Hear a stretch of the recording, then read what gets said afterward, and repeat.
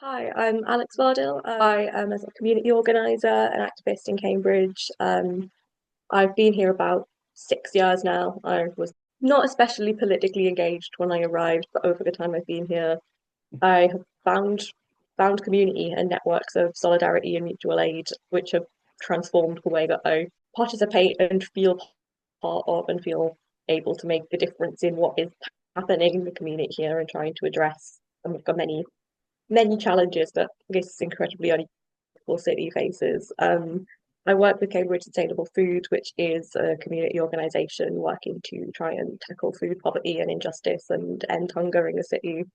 So through my work there, I work with volunteers who do all kinds of incredible things, from going out at the crack of dawn to go and rescue food that would have been thrown away by supermarkets, to putting on free community meals for families and children who can't afford to eat during the holidays. It has opened my eyes to the real landscape of inequality and injustice and the voices that are not heard and represented. I think especially when Cambridge is portrayed as a city of incredible wealth and privilege with these beautiful colleges and buildings. And for a while, I lived in this city and had access to all of those places and was a student at that university where you exist in this really strange little bubble and are sort of coddled in so many ways. And the transition from that mode of existing here to being outside of that and suddenly there being all these walls and gates that you can't walk through. The way that the city is very kind of, it's talked about a lot as the most unequal city in the UK, the place with the most kind of division between those who have an awful lot and those who don't. And I think you can see that very kind of materially in the landscape of Cambridge, the way it is constructed, the way that there are barriers and walls and gates that are policed by this kind of what is the first official police force in the UK, I think, has become that as the proctors of the university. This kind of little mini society that's built within this institution is in the ways that kind of very archaic, I think, modes of kind of running a kind of I'm gonna say I was gonna say democracy. It's something very far from a democracy, I think. But it is a system of kind of control and yeah, having kind of lived both within that and outside of it and been exposed to and participated in very different ways of doing community, it's interesting now to be in a place of kind of trying to having for a while wanted to sort of distance myself from that and almost deny that I had been part of it. Now trying to kind of find ways of reaching people who are still within that, and whether that's kind of, you know, reaching out to students through kind of community organizing and bringing them in and finding ways to kind of change what's going on from the inside. Like we've worked with, I know that Cambridge Sustainable Food and Cambridge Community Kitchen, which is this incredible, fantastic mutual aid organisation that I've been volunteering with for 3 years, which kind of provides free hot meals to people in Cambridge. We've reached out to colleges, tried to do just take really small steps, like chat to them about their neighbours and ask them to maybe consider not ordering so much food that gets thrown away at the end. Little things like that, which feel sometimes like drops in the ocean of the things that need to change. But I think it's showing up and doing things that kind of make people aware that there are other ways and things don't have to carry on in the way that they do just because that's how they have been done. And I think that kind of culture of excess and of maintaining tradition because it is tradition is something that's very kind of, yeah, it's in the core of what how Cambridge University chooses to organize itself. And I think it's those things that kind of show you, hey, there are other ways. They might not feel like they're making much difference when you start to do them, but they chip away. I feel like I almost have two answers to is thinking about what democracy is, I guess, in if we're sort of taking that as a concept that we want to work within. I think democracy, to me, it's a lot about everyone's voice being heard and being valued, and not just in a way of I don't when I say everyone, I don't mean the majority. I mean actually everyone, and with an emphasis on the voices that are not usually heard. And when I say heard, I don't mean just taken in and then put to the side. I mean listened to, and I mean problems and concerns and fears and yeah, disagreements or agreements with proposals that are being made actually being taken and worked with. Yeah, I think a democracy is something in which everyone is represented, and what that looks like in practice is, yeah, it's hard to conceptualize, and I think it's something that we're a long way from at the moment. I think our political system, while it might still call itself a democracy in name, it's not doing a lot of the things that a democracy should do. Um, I think I've felt very disillusioned with party politics, with our voting system for a very long time. I remember, turning 16 and being really excited about having this power to actually put my voice out into the world, for it to be heard, for it to contribute towards changing the way that things were organized. I remember, yeah, going down to the little scout hut in my parents' village and putting an X in a box. And I think for the Green Party, and thinking, yes, this is me contributing to change. And that's not really the way I feel about voting anymore. I think I feel baffled when I look at that little piece of paper now, because I don't have any faith really in, especially when it comes to national elections, in anyone whose name is down there. I don't really have faith that voting in elections is the way to make change, because we've seen years and years of stagnation with one, with the Tory party ruling our country, and now we've seen change with Labour coming in, and it seems to be even worse. And that was the thing that kind of seemed like this little bit of hope in the distance through all of those years of austerity, was one day this will change, and it has, but not for the better.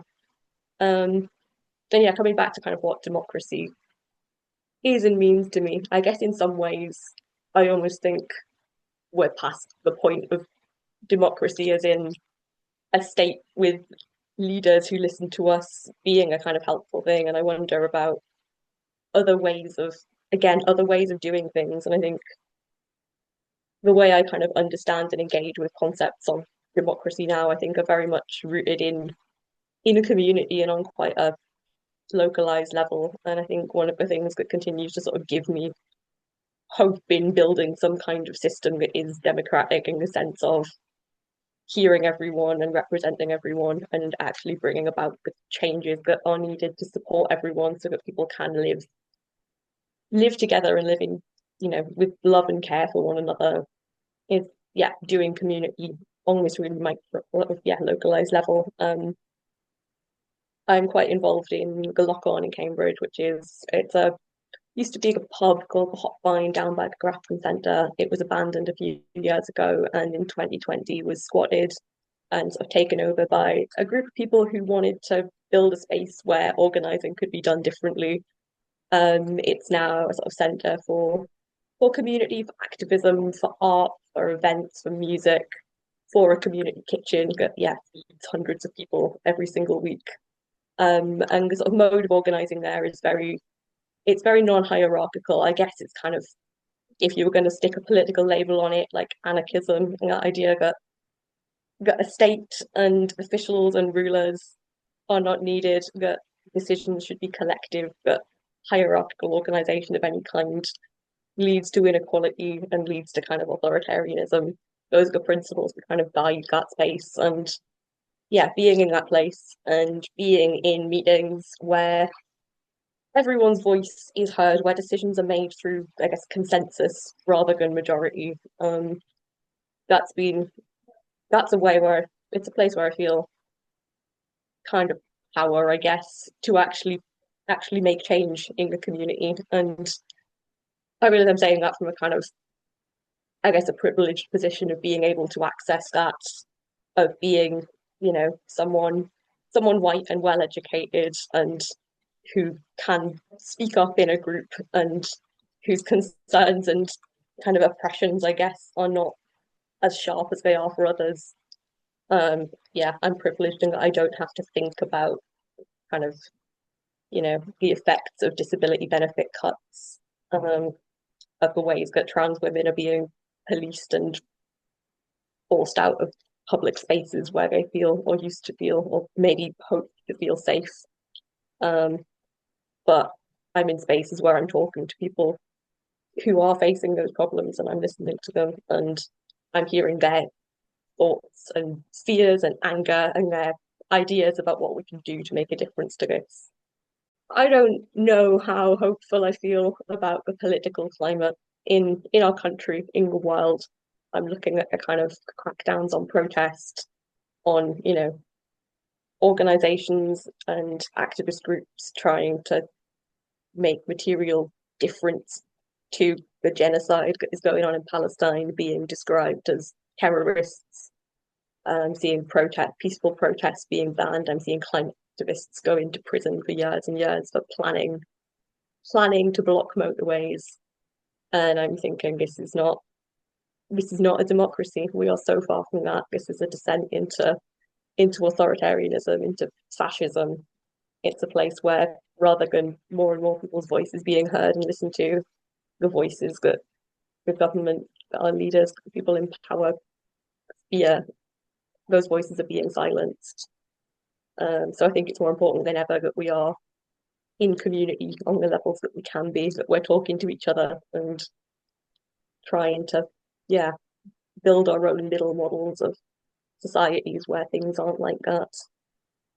And in terms of what inspired me, honestly, I think it started from a place of fear and complete disillusionment. I remember early in 2023 when I was still a student and not very involved in community. I was still very much living in that little bubble where, say, deadlines and coursework and having time to go to the pub with my friends around meeting my deadlines were the biggest concerns that I had. And I was following the news. I'd always kind of I voted Green. I've been raised very left wing.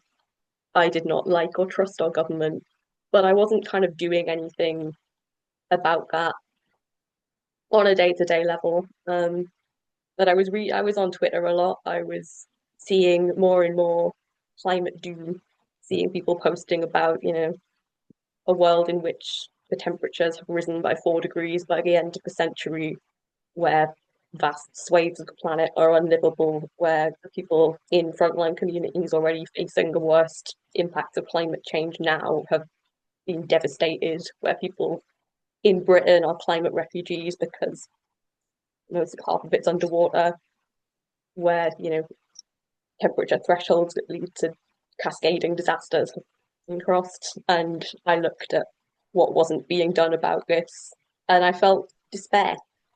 And I remember having days where I would go down to Mill Pond in Cambridge, just over the little bridge, and I would sit and look at the water and I would just cry because I felt hopeless and afraid.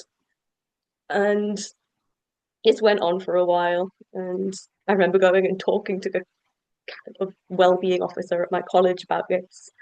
And she said something like, have you considered a career in climate consultancy?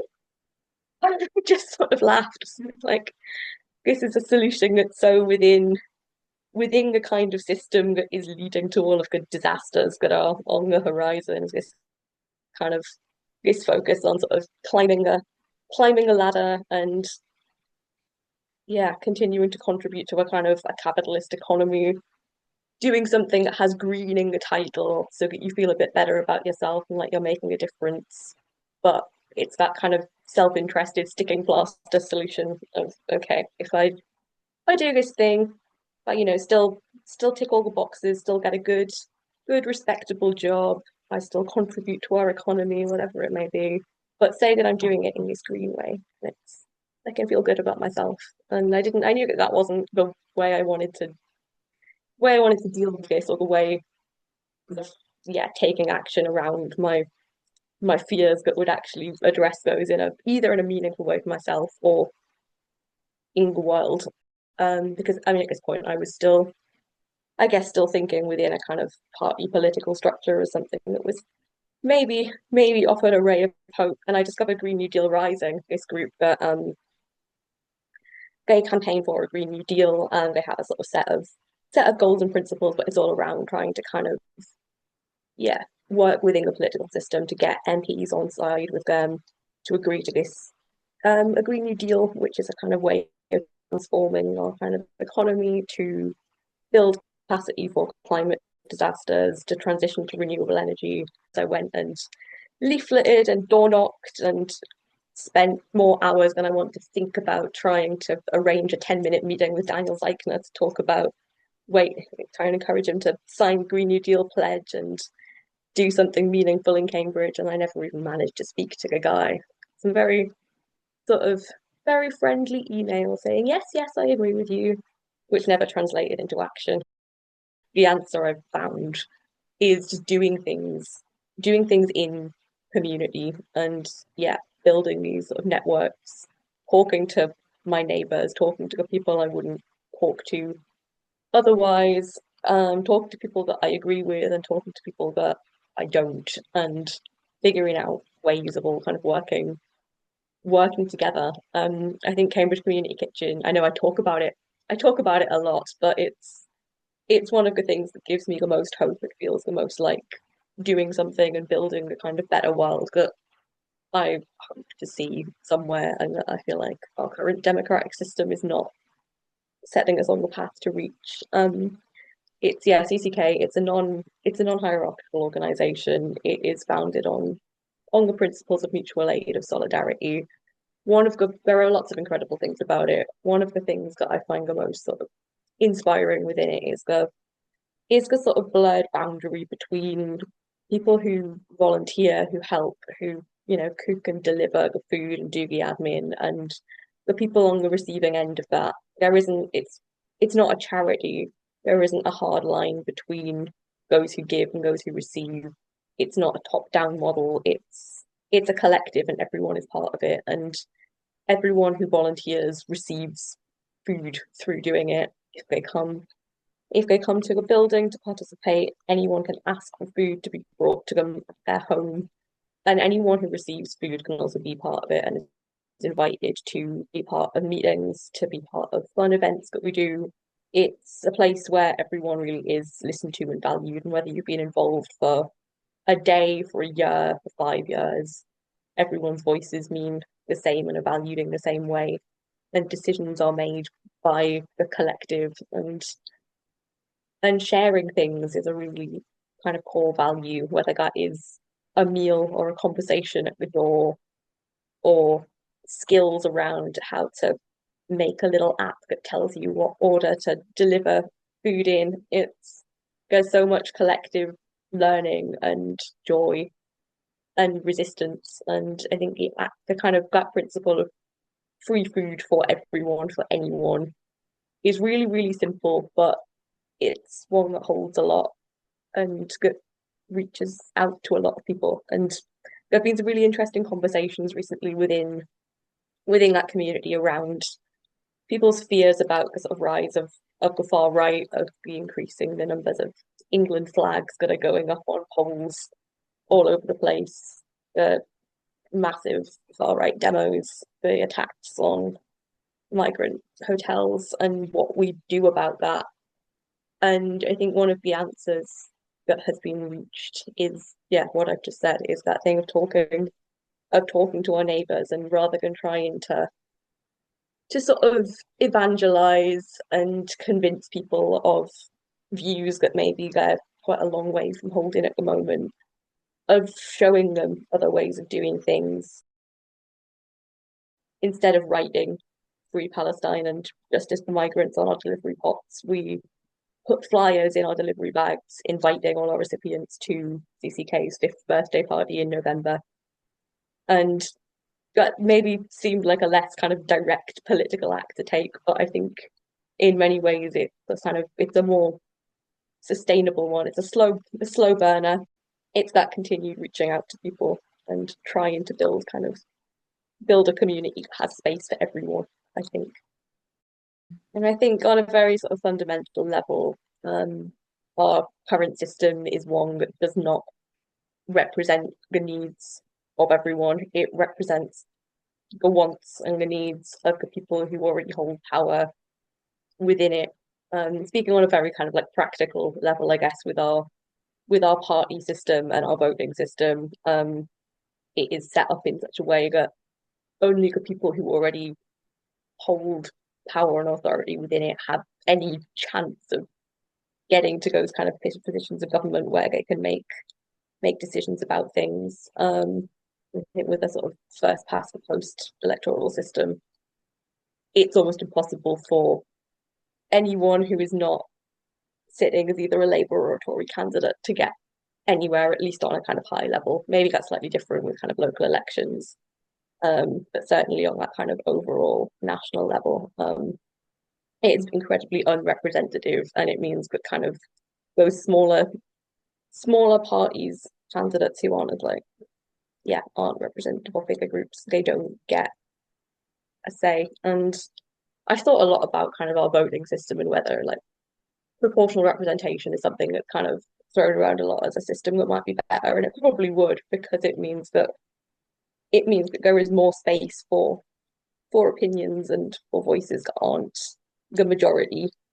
I still ultimately think that, I mean, I think that reform of some kind is needed, not reform as in the political party. That's a dangerous word to use at the moment, and that's something that's actually been really, it's scary to watch unfolding at the moment. Is, I think, kind of at a breaking point in many ways with our democratic system. I know people from staunch Labour and staunch Tory families whose parents have voted that way and whose parents did, and who never really questioned they would ever vote any other way, who are now completely disillusioned with these parties, who don't trust the people who stand in positions of power, and that people are left wondering where to go. And I think that in many ways it could be a really hopeful and powerful moment.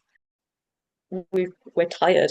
We're so tired of the same cycle being trodden and nothing changing, or if it does change, changing for the worse. And people are still poor, and people are still exhausted and overworked, and benefits are being lost, and fears are being mongered, and and people are looking for solutions, and the promise of closing the borders and bringing British values back into play and creating more British jobs for British people. That's a promise that can appeal to a lot of people in different ways, people who don't think of themselves as racist or prejudiced. But the way that this kind of rhetoric is spun means that people get caught in, and it catches the working class people, it catches the privileged people who think that they have more of a right to some things than others. And it's scary seeing the way that the scales are tilting as people turn away from the parties they voted for before and look for something else. And I think again, it's a time when kind of being as tightly in community as we can be, and talking to each other matters more than ever, because it is, I think, so much of this kind of, yeah, this rhetoric and manipulation, it goes on online as much as kind of in person at rallies and in political speeches. There's such a kind of torrent of hate, but also of kind of propaganda that comes, and people get caught up in it and read things. The sort of cracks in our democracy at the moment are spaces where there is a lot of room for doing real work to kind of to build something better. But it's also a kind of a hole that people fall down and find themselves in quite dark places, and I think we have to work to kind of pull each other up out of that. The system that we have now that calls itself a democracy is so far from that, trying to kind of disconnect from, yeah, like, again, break the illusion of that and think about alternatives, because it's we're not really told that there is another way of doing things. In many ways, I think the whole system that we have now needs to kind of crash and burn, and for something new to be built from it. I think reforming what the kind of, the party structure that we have now is something that we've tried to do, and that every new party that comes along says it promises to do, and then people end up in power, and it gets to their heads, and promises aren't followed through on, and people aren't listened to, and voices that disagree with what is being done are silenced. And I think there's no place for that kind of silencing and that self-interest in a real democracy. I guess people's assemblies and things that kind of work on a localized level to sort of bring people together to, yeah, to platform the voices of those at the bottom and for those to feed into decisions first on a really local level and then getting bigger from there, getting more organized and talking to one another more in our communities shows us ways of doing decisions that aren't as top down.